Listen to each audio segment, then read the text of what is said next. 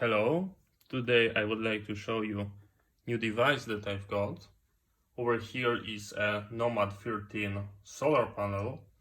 The 13 means that it have a 13 watt, and I would like to use this with my Sherpa 100 AC power bank that I showed you before. And this is something that I chose. If you would like to use this efficient, you should get something bigger, like a 28 watt minimum, because that in a 100% light condition is not enough to recharge that in a good time frame, because this is a 100 watt hour battery and this is a 13 watt.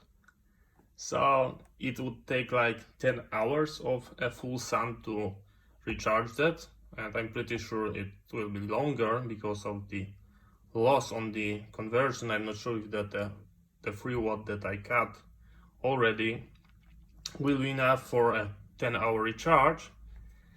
But as you can see, this is not something efficient, but for emergency I think that's great.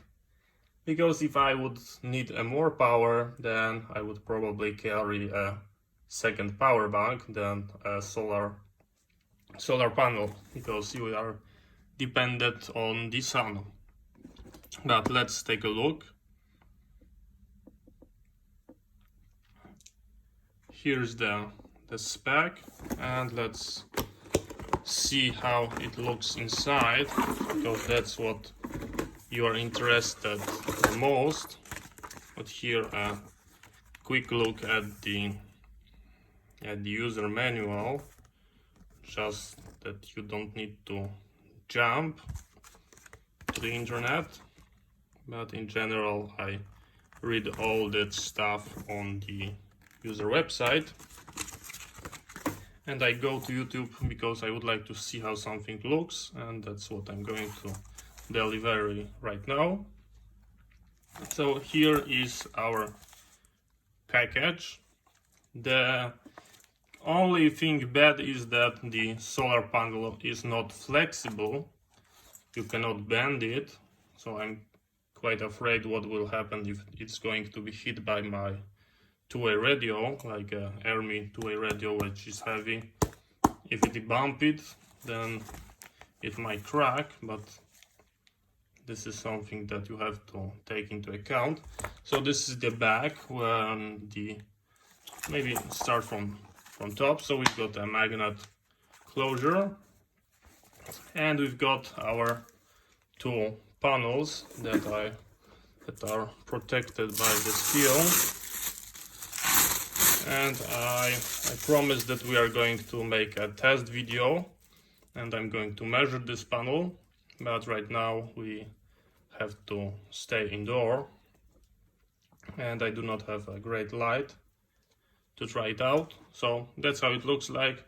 As I said, they are not flexible, so this is something that could scare you off, because they are not fold able. They are straight and they cannot be bent. And on the back we've got a very nice pouch that holds all the necessary items. And here we've got something like a tiny voltage regulator, and that gives us here we've got carabiners for hooking it up. As you can see, we've got a lot of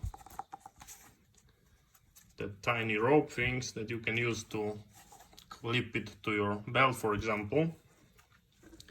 But here is what is the most important. So we've got this tiny voltage regulator, and here we've got 5 volts for the USB. You can charge your USB device. Here is your main output. This is a 12 volt DC output from the solar panel. And this is a plug that is commonly used on the Goal Zero products. And you can plug this to your power bank and you can recharge your device. The next thing is this cable, and it's called chain in. You can chain a second panel with this plug. You can connect them together and you've got a higher wattage output. And the last plug is called Guide 10.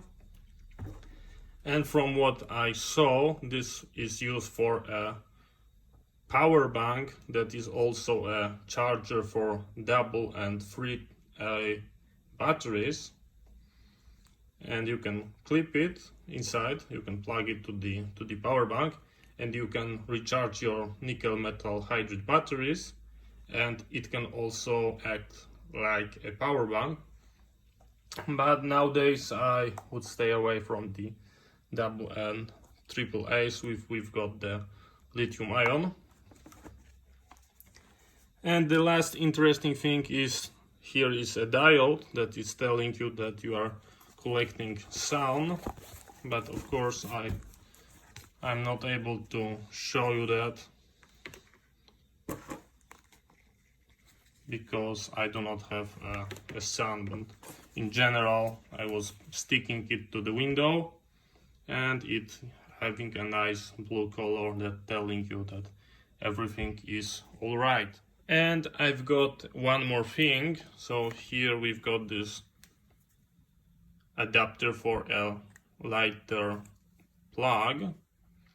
But the interesting part is, in general, you've got this plug, and this is their plug. It has a very nice waterproof seal, as you can see.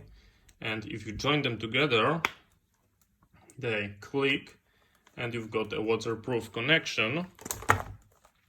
But if you take a look, this plug is used on some computers and it looks exactly the same.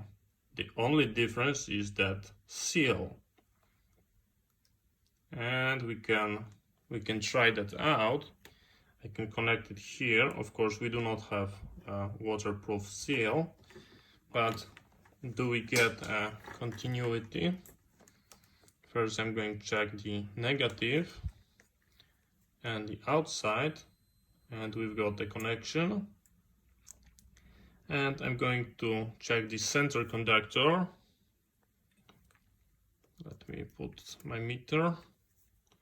Center conductor. And we've got a continuity. So even if they use their own plugs, you can hack your own cable. You just need to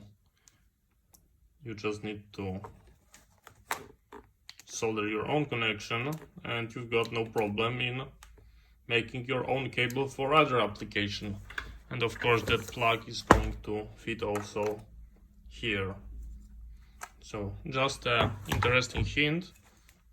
If you don't need to make it waterproof, watertight, then you can just buy that kind of plug with of course the standard connector for soldering.